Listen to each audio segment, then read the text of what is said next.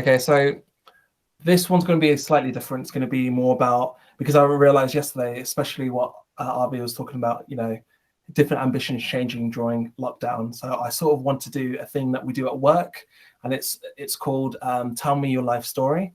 So it's a case, I'm not going to ask you, when you was 4 years old, what were you doing? I'm going to ask you questions like, what's your ambitions, what's your career journey, stuff like that, so we can sort of bond and get to know each other a bit more, because I realize I know a lot about Bups and Aaron, but I don't know per se RV's backstory in terms of his career journey, what he's done since going to university, college and all that. So I thought it would be quite nice to understand where everyone's coming from. People who watch this will probably want to know, oh, cool, Bups, RV, Aaron seem like cool guys. What's their backstory? What do they do? And so I will give you a quick rundown so you can sort of see and sort of prepare your life story, because we do this at work all the time. When we meet new people, we have to go, oh, I did this and I did that. And it's just been a quick overview. Of course, I'll guide you guys through if you get stuck, but it's just a case of just understanding who you are as a person, what you want to do. And, hopefully us guys on the call think, oh my God, Aaron, you're so amazing. Or, oh my God, Avi, you're the man, sort of thing. So it's just one of those conversations. So myself, I'm 24. I'm mixed race, Black, Caribbean, Jamaican, St. Kitts as well. I have a twin. I have 3 brothers in total, half brother. My parents separated when I was young. I went to Hall Green schools in Birmingham. Of course, I don't want to give complete details of my whole life to the whole world, but there is that. I met you guys when I met Aaron first and RV first as well. Then I met Bups in later secondary school. I was sort of interested in doing engineering when I was 16, realized it's very, very difficult. I decided that's not a job for me. Sort of spiraled out when I was 16, did stuff like charity fundraising, trying to understand like how I can make a lot of money without doing a lot of work. I went to college, went to university, realized education wasn't for me in terms of getting a master's or going on further to get a PhD. I decided to, get some work in video production because I was interested in being an actor when I was younger. Did a lot of theatre work. Then I went to university to study digital television production, worked for the BBC, Channel 4, behind the cameras, working in studio, just trying to understand how all that worked. Then I realized it was quite difficult to get into the industry.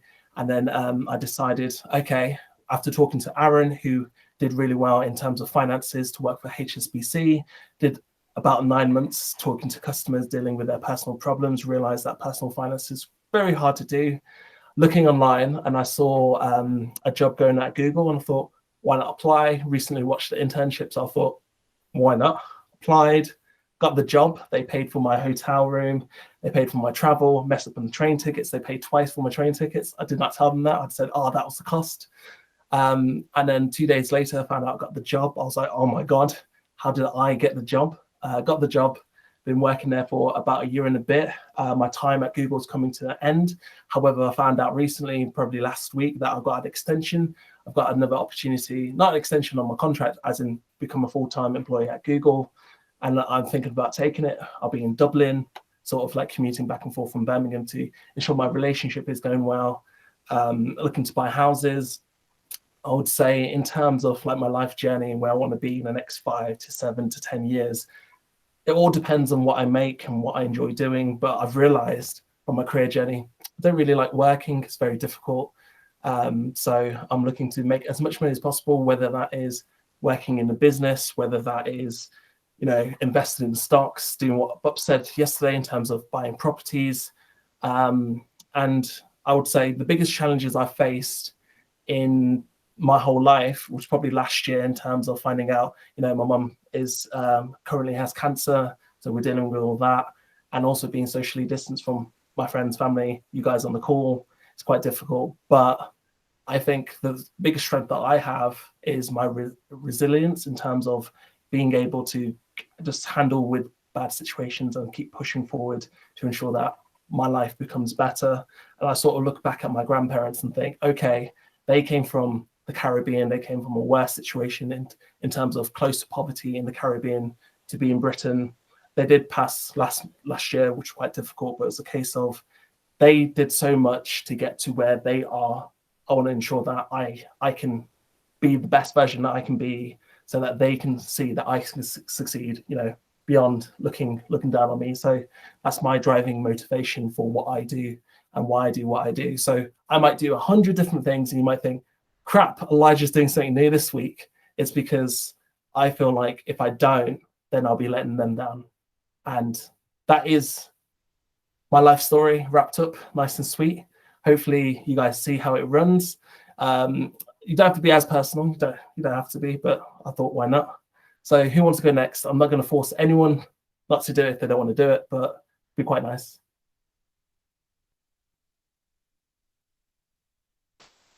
Go on. Should I go? Go for it. I don't know where to begin. How old am I? 25? Yeah, I'm 20. Bloody hell, 25. 25. From Hall Green, like Elijah.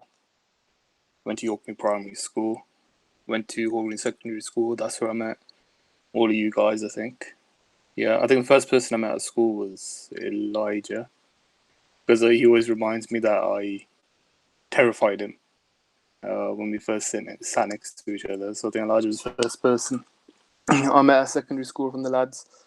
Yeah, I think with me it was interesting growing up. Being, I think, like the second oldest grandson, you kind of had like different like pressures and responsibilities on you. And yeah, you kind of like you mentioned, Elijah, being, I think we're all second or third generation here in this country. So there's like a certain expectation that rests on all of us to kind of better on what our past generations built coming over to this country. And yeah, I think I definitely felt that when I was younger, and I think that definitely influenced my career choices and my mentality going forward about where I want to be, what I want to do in my life. But yeah, I wanted to be a software engineer back in school, get into IT and tech. Really enjoyed it. Always came out on top on IT. I think it was like a 1 mark off an A star on GCSE. Then did computing at A level and realized, damn, I'm terrible at maths. I can't code to save my life. So I dropped that and then kind of just stumbled into doing law. It wasn't really much of a reason, to be honest with you. It was just like, oh, law's interesting. Why not give that a go? Like Brown, it's something that we do. Why not? And I think I've generally always had like an interest in how things work, how things operate, and law and order is pretty much that. So yeah, I did do my law degree at college, went to Cov Uni, and you kind of just fall into that cycle of finish college, go to uni, graduate, then do a master's or do a graduate scheme or something like that. I think we're kind of the unfortunate ones where apprenticeships never really became a thing until we started going to university. That's when the government started backing them a lot more and they become more popular. So yeah, kind of just fell into that trap. Graduated, struggled to find legal work, but carried on, did my master's on legal practice course. Managed to get a break in at a law firm. And yeah, just been there ever since. And then kind of like realizing you can't have one income stream, you gotta have multiple income streams. And then, I started planning for that. And then, especially last year, I think I got very much, I got a lot of tunnel vision last year where it was just career. I didn't really look at what was on the periphery too much. So yeah, in a way, COVID kind of opened my eyes to that. Is like you shouldn't just be, career oriented, and there's other things and other factors you need to consider. But yeah, and then find myself here on Google Hangouts with you guys. So I mean, that's pretty much it. There's a lot more could go into, but I imagine we'll touch on that in future episodes. Just to finish off, but in terms of what would you consider your biggest flaw is, and what would you say is your biggest source of pride about yourself? Biggest flaw. I don't know. You might have to come back to me on that one. source of pride probably is that I just keep going, never let anything get me down, and just, you know, I think we've all had our own knockbacks in our life. Definitely had mine growing up with my disability and whatnot, but you kind of learn and grow from it, and you never let that get you down. You have your bad days, you have your good days. So yeah, I've taken pride in that. How it's developed me as a character and where it's gotten me. My biggest flaw, I don't know. Maybe I'm a bit too stubborn sometimes. See, I would say that's not a flaw. I would say I'm stubborn as hell, and I think it's a good trait because you know what you want, and you know how things should be as opposed to anything else. So I'm going to ask you again a bit later after everyone else. Just think about it because I think being stubborn is a good thing because you're not going to settle for anything less, to be honest. Leave it to me. I'll have the thing. No worries. Who wants to go next?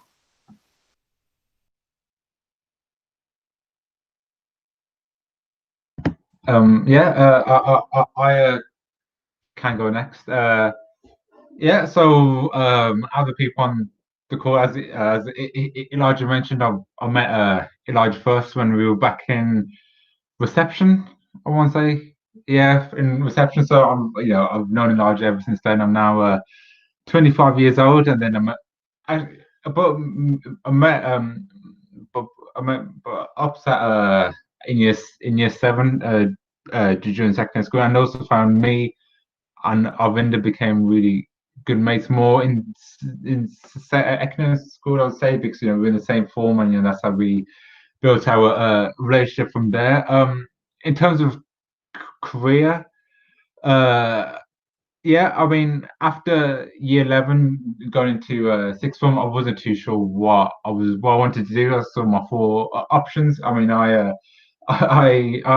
remember being on the day when I went to study your sixth form, and saying these are the four options I want to do. I think I decided on like one science, IT, geography, and like and what was the other one? And like but is this I think was what, so those are the four options, and then remember my mom was there, and she said, these subjects don't make sense, and then the guy who's working at sixth form, he said they don't make sense as well. So it was like a really last minute change. So ended up changing the business studies to like I think it's biology. So I ended up doing two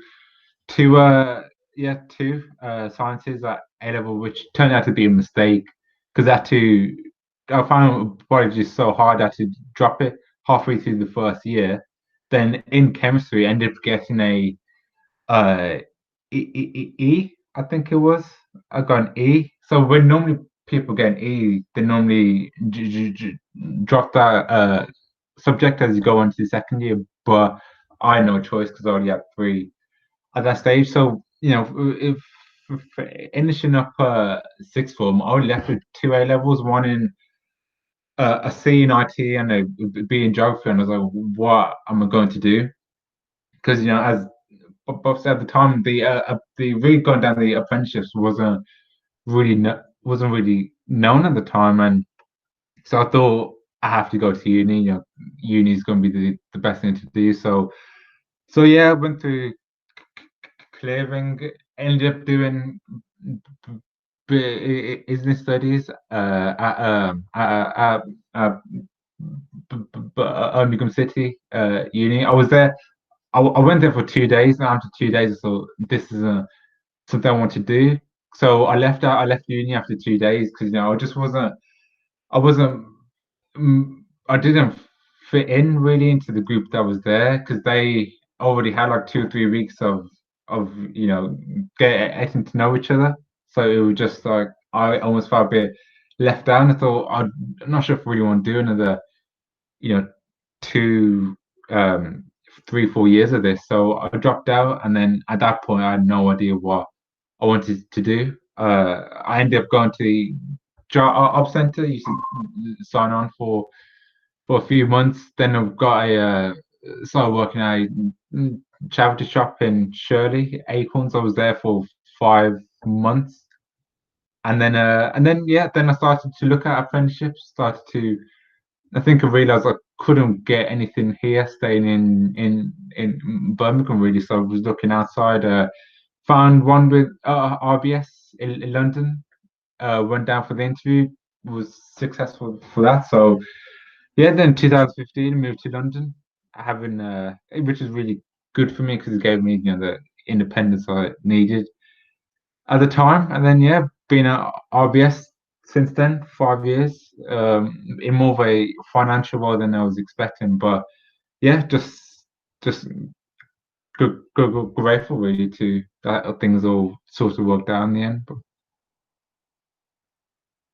And Aaron, just jumping in, what would you say is your biggest flaw, and what was the thing you're most proud of about yourself in terms of anything you overcome on your journey? I know you just started your career, and we've all just started our careers now, but or summing up your experience, what would you say is your biggest sense of pride? Yeah, I'll say one thing I was proud of is I remember because at times sometimes in a speech it can be a bit before when I was young it used to be much worse than it was now, and like 19 years old my speech was quite bad at the time, and moving to London by myself where I wouldn't know anyone, I think that was quite a big risk.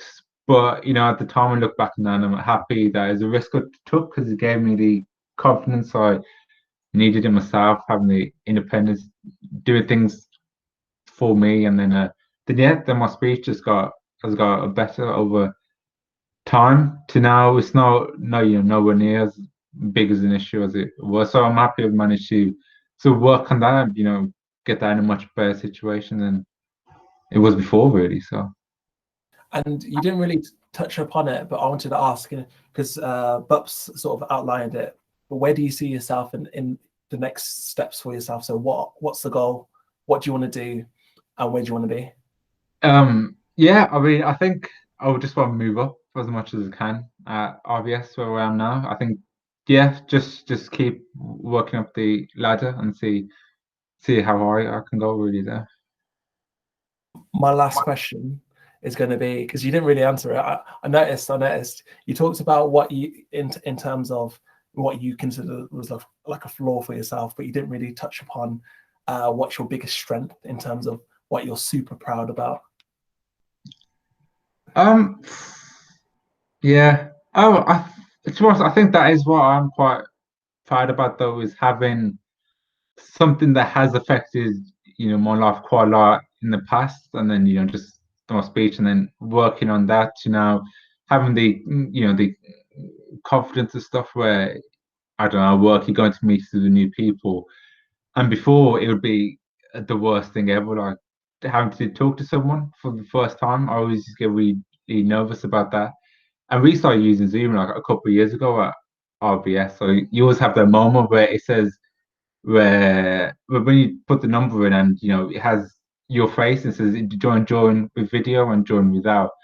And I would always stop there for like a minute or two because I was so nervous just to press join and actually get in the meeting. But yeah, I think just working on that and then having now the confidence to just do it, really. And I'm going to ask you one last question. I know I've asked you quite a few compared to Butts, but if you were, because you mentioned about your stutter, your stammer, it was one of the biggest issues that you had, and now you're sort of proud that you got over that sort of hump. You're still working through it, but you're going through that journey. If someone else is listening to this and they had a stutter or stammer and they're just starting their journey, what would, again, no pressure, but what would you say to them in terms of dealing with that or coming to terms with it? That's quite a difficult question. I would say, the main thing is just to keep faith and just keep working on it because it will get better. I mean, I had times before where I couldn't even hold a conversation with like my mom before. I couldn't say, I just couldn't have a conversation with her before because it's that bad. So, and the main important thing is to get the help you need really, because I wouldn't have done it if I didn't go to speech therapy and all of that stuff. And just, I suppose, just don't let it hold you back from anything really, because that interview going down to London, I was nervous or has my speech going to be, but I still went for it and it worked out. So just don't let it stop you from doing things you want to do in life. Love it. I'm just going to end that there, so I'm going to make sure that's all wrapped up. But just to say, don't let what you just said, don't let it stop you from doing what you want to do. Now, I'm going to throw Avi under the bus to follow up Aaron's phenomenal piece about himself. So Arslan, just to give you a bit of heads up so you can prepare, it's a case where we're talking about what our life stories are, our journey in terms of our career, education, just so that people who watch this might think, okay, I know a bit more about these guys because they seem quite interesting. I want to know what they do, how they got to where they got to. So it's a case of, you know, your life journey, biggest flaws, any challenges you face, and what you're actually proud about your personality or your character itself. We've heard from Bubs and Aaron, phenomenal stories. Now as Avi's going to wow us, I'm going to give you some time to prepare something, Arslan. So Avi, take it away. Okay, yeah, so yeah, it is a loaded question. I mean, the last time I think I was asked that was for the job interview for the job I have now. And I think I rambled on a lot and I actually dragged the interview, which they probably seem to like, which is why they hired me, I guess. So yeah, obviously I met all you guys, you know, in secondary school. Well, I knew Elijah and Aaron in primary, but got to know you guys more at secondary school. And I guess I went down the engineering route, and when I first got interested in that, what sparked my interest was during GCSEs. You know, we were doing DT, product design. I found that, you know, I'm really good at this. I'm really good at like hands-on stuff, and also just like engineering in general, like how things work, and also just designing something and bring it to fruition and actually making it. And also in terms of hands-on stuff, that was passed down from, you know, my dad, my granddad. My granddad was a builder when he came to this country. He wasn't a builder, which is what I always thought. I thought he was taught it, but he actually picked it up on his own, just through blagging it, really. And yeah, he passed that down to his kids. And yeah, my dad taught me as well, hands-on stuff. So that's the main aspect I liked about engineering. And yeah, so from that, coming into college, you know, I picked the hardest subjects, but had to be done because that was the requirements. I picked physics, chemistry, maths, you know, some of the hardest subjects to go for. And I'll have to say, I'm not sure if you guys are aware, but the 2 years of college were probably the most stressed out I ever was. I couldn't hack it because it was, you know, early starts, the subjects were hard. But on top of that, it was, you know, just the pressure of, because I remember just before exams, I would get like chest pains, actual chest pains. I didn't know what it was. It would, you know, come and go. And I didn't do well. I got D's and E's, I think. And but I was still focused on engineering because that's the only thing I could think of to do. I couldn't, you know, I wasn't really business minded. I just wanted to go to engineering. And I guess one of the main challenges of that was, I'm not sure if you guys were aware, where even since when I was a kid, I had eczema, you know, which affected my confidence a lot. But when I came to college, it's when I had a lot of triggers, you know, just like allergic reactions. Because I was also started working at Sports Direct part-time, you know, second year college. And yeah, my confidence levels dropped, and also it affected college as well because I would turn up too late, you know, almost every lesson. And obviously the teachers didn't appreciate that. So following that, somehow I still had it in my mind that, you know, I'm going to get through this. I don't know what it was. And then I eventually found, you know, at Coventry, they were offering, because I obviously didn't have the right grades to go into the mechanical engineering course. Coventry had the foundation degree course, which I just about, you know, got the minimum requirements to get into that. And yeah, foundation course, I'd say it's pretty easy. It's sort of like the base level of sort of A-level subjects. And I kind of just, you know, cruised through it, which I kind of liked about it because it gave me time to, you know, kind of, you know, set myself up and prepare for the main uni course. And I met you know, some good people there, people from different backgrounds who also had similar, you know, problems with getting onto the main uni course. And yeah, even though that was 1 year course, I you know, I know I do talk shit about, you know, the Coventry University College sometimes, but, you know, it brought to me where I am now. And when I came to choose, you know, my mechanical engineering course for Coventry, I was looking at other stuff. And as Bufinder said, you know, the apprenticeship stuff, I was looking at that as well, but I think I was a bit late for that as well. So, you know, eventually got into the mechanical engineering course. I chose that because it's the most broadest engineering subject, really. So from that, I could go into anything. And I also, you know, met my, you know, made a study group there, you know, just to get me through that course. And two of them, you know, they're my closest friends to this day as well. And yeah, I think that that course kind of, you know, I got my confidence back again. I was actually turning up on time for most of the lectures. I was still late, but, you know, eventually got through it. We even had on the course where we present, you know, our lab work, which is where I got more confident speaking. And I found that I was really good at problem solving as well. And I did well on the actual like coursework, maybe not so much on exams, but I did well enough. And when it came to, you know, finishing my course, obviously you're applying for all these jobs. And one of the reasons why I went for engineering was because, you know, there's a need for engineers. And so when I came to apply for jobs, I didn't, you know, I applied to a bunch of places, made a whole list, main one, Jaguar Land Rover, and, you know, didn't, you know, couldn't get past, you know, the online tests and all that stuff. And then eventually I got a call, I think I was on LinkedIn, I got a call from a company, and they said, oh, you know, they did it differently. They didn't do online tests first. They did a phone interview first where they get to know you, which is what I liked. Then they give you the online test, which I think I just about passed, you know, and that was, they were the first ones where I actually had a proper, you know, assessment center job interview. And I went in there, I was like, you know what, I'm not going to think too much about it. I'll do a bit of research and I'm just going off the cuff. Obviously, there's like, I found there's like 30 odd people, kids in there, you know, same age, and they were all like, had all this background experience in engineering. They does all this extra work. I was like, you know, I'm just going to be myself, go off the cuff. And I found that, like, once I come back, this was all in Stoke, so I had to drive back. And I was thinking, you know what, I'm not too phased if I don't get it, but if I do get it, it'd be great. And I remember, like, on the last day of exam at uni, they called me, and I missed the call because I had the exam.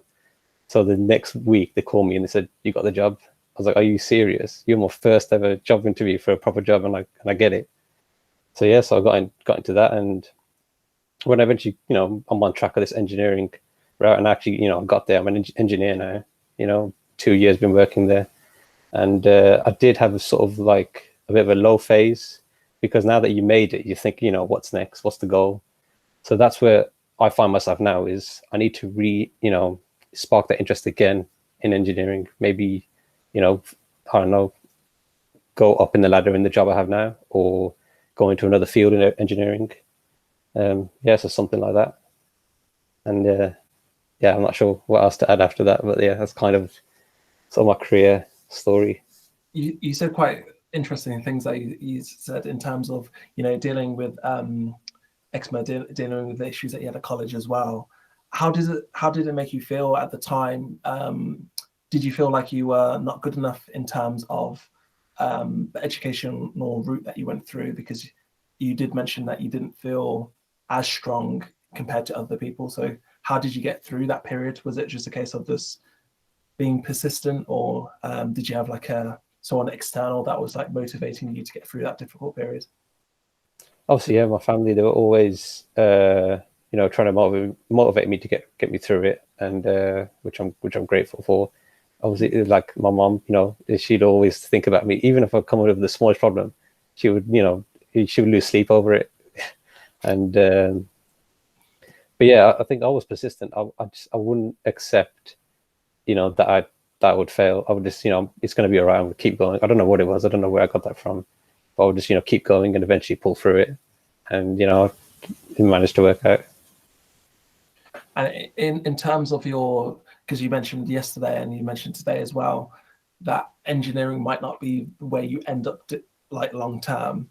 What are you thinking career-wise? What do you want to do? Or have you not figured it out yet? Well, during this COVID thing, I haven't been thinking much about pandemic. Sorry, not pandemic. Thinking much about career as an engineer. Thinking more about my life, as in, you know, spending more time with friends and family. Also, saving up, you know, making investments, you know, buying property and stuff like that. Because I've always found that I can find interest in like other hobbies in what I do, like such as cricket, or, you know, just making, because I've been doing a lot of hands-on work around the house, just building shelving, fixing the lighting, you know, electrical work as well. But yeah, I haven't thought much into what I would do next, because I've never considered myself as a business person. But now maybe I am sort of thinking because my dad's self-employed. He owns his own business. So is my uncle. My brother does his work on the side as well. So maybe in the future I might go into something like that as well, where I make stuff. Also, I was looking more into recently on LinkedIn, because I've always been into cars and engineering and sort of that field, automotive field. I was thinking, oh, what if I go into sort of, because I think I enjoy more helping other people. So I was thinking, you know, more like such as we know we have this COVID now, you know, going into maybe engineering for medical devices, or you know, in sort of, that's more like, you know, in the biology sort of field, and combine the two. Maybe there's something in that for me. Just to add on what I'll be saying, like, I know he's still pondering where to take it and where he wants to go. And I think that's an important thing, is that you don't have to have it all worked out right now. You know, we're still in our 20s. People watching probably still in their 20s and teens and whatnot. You don't have to have it worked out at this precise moment. And I think that's why social media is such a dangerous thing. So you see on Instagram, people are like flaunting their cars, their houses and whatnot, jewelry and whatnot at our ages. And they probably get this perception that, oh, what am I doing in my life? I'm not here where these people are.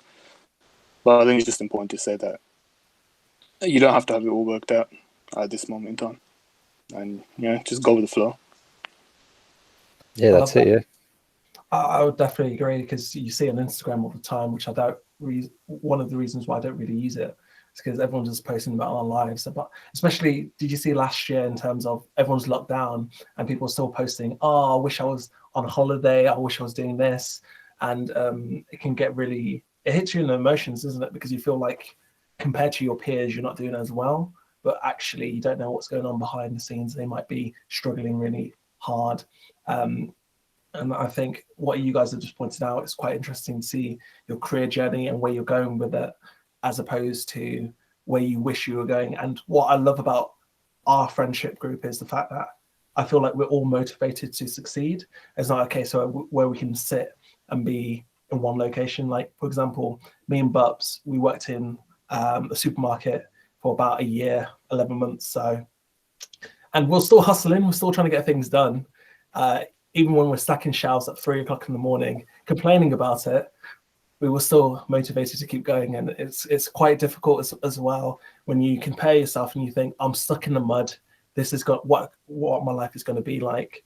And I know, Arslan, you're dying to get into this and to speak your truth about this as well. And hopefully you've got some insight to give us.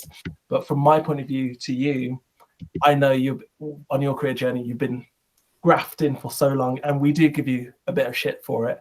But hopefully you can speak some life into what you've done, who you want to be, and what you're doing. So take it away, Arslan. Sorry, I was just muted. Hi, guys.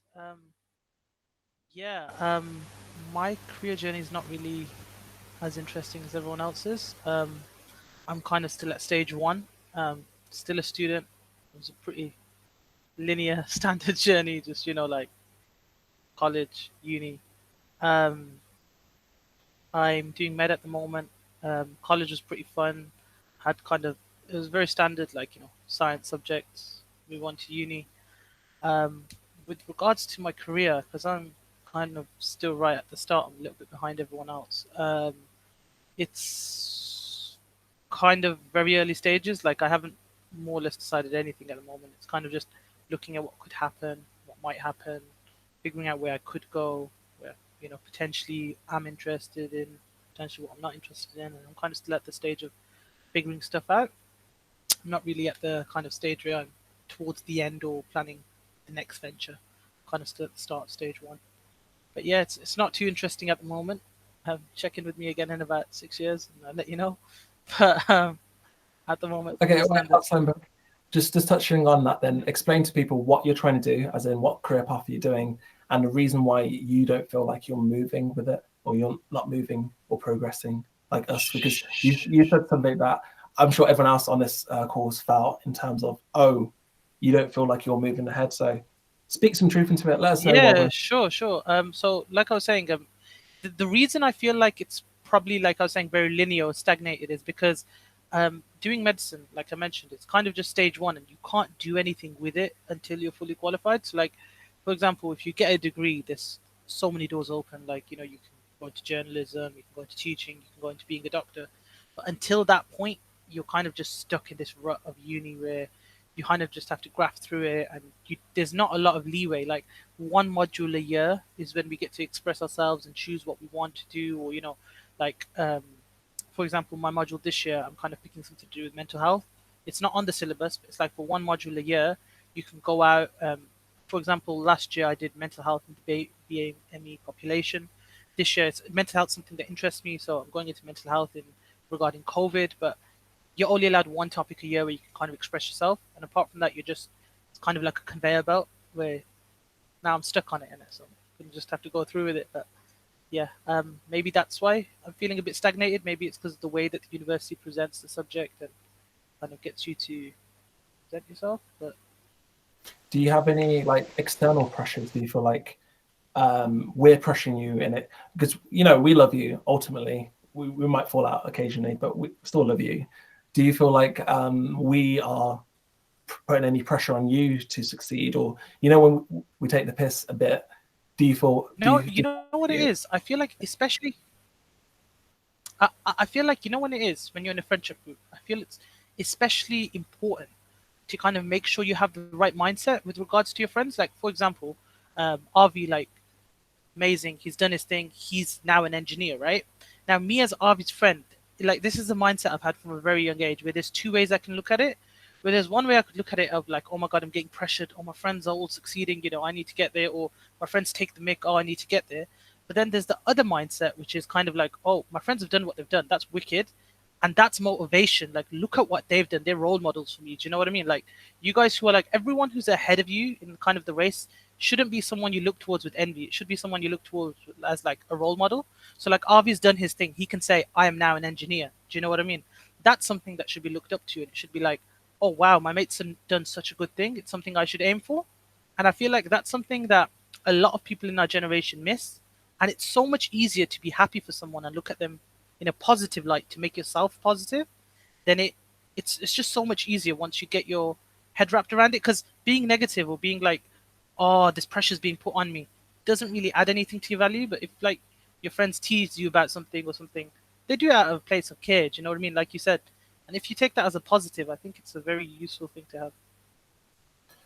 Can I ask a quick question? Yeah. So I know, Please, I've been waiting. So I like this is we take the mic and whatnot, but I want to know what motivates you then to keep going. Why do you get up out of bed every morning and think, okay, yeah, I'm gonna stick with medicine and see this through? If you want me to be honest, whoops, at this particular stage, I hope no one's watching from the medical school. But when you're kind of just stuck in it, you kind of just have to push through. And at this particular stage, that is how I am. I'm like kind of like, there's been too much investment in this. I need to finish it off. And I feel like a large motivating factor for me is something that like I mentioned, you guys are role models to me. Other friends of mine are also role models, and friends that have qualified have like almost all told me the same thing, where they're like, just wait. As soon as you get to clinical practice, all of this stuff that's tedious, that's long, it all goes, and freedom opens up. You can do it. So it's kind of like what other people have told me will come. So it's the hope of it's gonna get better. But at the moment, it's just, let's carry on and trudge along. Okay, so you've sort of talked about your medical career, but you haven't really talked to us through your life story, your life journey. And like I was saying, especially for everyone on this call who know you and love you, we know a bit about you, but we don't know everything. So give us a summarized version of your life in terms of your school journey, your education journey. We've touched on your career journey. So tell us, how are you supporting yourself in terms of your education outside, and what do you aspire to have when you're 30, let's say? Maybe we'll find out what university you go to on this podcast. Yeah, thanks, Sophie. I will reveal all. Ooh, I'll leave it for the next episode, guys. But yeah, as I was saying, journey so far has been so standard. Like, I went to school with you guys, went to college. After college, went to university, then went to university again, and then had to leave and then had to start again. It's a bit of a long one, but in a nutshell, at university, in regards to career goals for 30, I guess the hope is to kind of be a doctor and also kind of be in a specialty I like. So at the moment, still deciding, but probably something like no idea at the moment. Honestly, it's too far ahead. It's because you know what it is. If you asked me this last year, I actually had a plan. Like you have to submit a plan at the end of every year, right? But the way that our whole world has changed in this last year, like it's just shown me, like it's changed my perspective on the fact that future planning is so like useless sometimes because this whole year has flipped our whole world upside down, like in a way that we could never expect it. So for me personally, planning like 6 years ahead is a bit difficult at the moment because the year has been so like such a up and down year. Do you know what I mean? So it's kind of taking 1 year at a time from now on. But yeah, that's about it. And how have you supported yourself? So you got your studies, you're studying, and you don't know what the future is. Hopefully you'll be a doctor. How have you supported yourself? So walk us through your jobs that you've done so far, Aslan. Okay, so honestly, Elijah, I'm not as interesting as everyone else. Honestly, I've had one job I worked at Asda for like a year. And after that, I left for uni. And throughout my kind of from school all the way to uni, I've been helping my dad out, working with my dad. Even now, you know, when I go back home for the weekends, some kind of errand somewhere pops up where you just have to pop down. Honestly, like I get so much stick about it of that line of something came up, but genuinely, I will be doing the most random stuff and something will come up.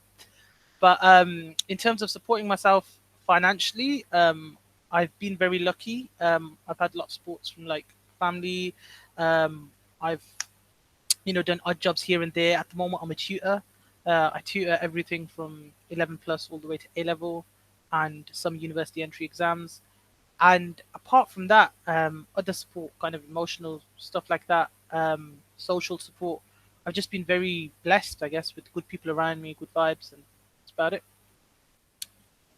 Okay, and one of the last things to sum it up, sort of thing, is in terms of your biggest flaw, what would you consider is your biggest flaw, and what would you consider is one of the things that you're most proud about yourself? I feel like my biggest flaw. I'm getting some laughs. I'm getting some laughs. I feel like I would get stick for not saying. I feel like at times, one time, maybe 1 to 5% ratio, I may be a slightly unorganized and I may be slightly late to things or, planning issues. And that's something I am working on, obviously. But that at the moment is probably my biggest flaw in terms of my time management and just general logistics of how I organize things. In terms of my best achievement, I feel like hopefully this is true for all of us. A lot of the best ones are still to come, but at the moment, I guess being kind of content with where I am, I think that's an achievement for myself. Like, you know, you see a lot of people, like we were saying before, people who are like, put all this persona online and have this whole, oh, I'm doing so amazing, but in reality they're not. And I feel like being content, especially in this day and age, is an achievement, and it's something I'm happy about. Like, content where I am. I love that.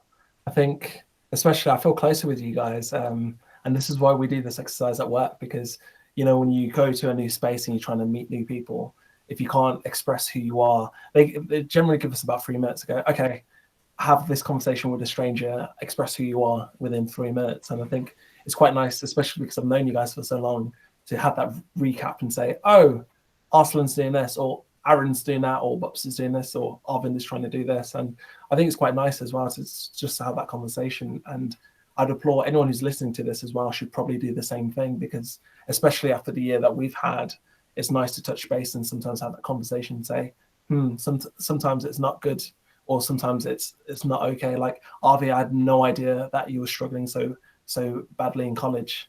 I feel like a terrible friend now in terms of I don't know if you reached out to anyone else about it. No, it's fine, because I never told you guys about it. It's something I realized when you look back on it. I didn't realize it in the moment, but something I realized when I look back is like, those 2 years were just doing this shit. But the thing that got me through it was you guys. you know, that's why I would turn up all the time, and just to see you guys. Really, you guys made my day. That's the main thing.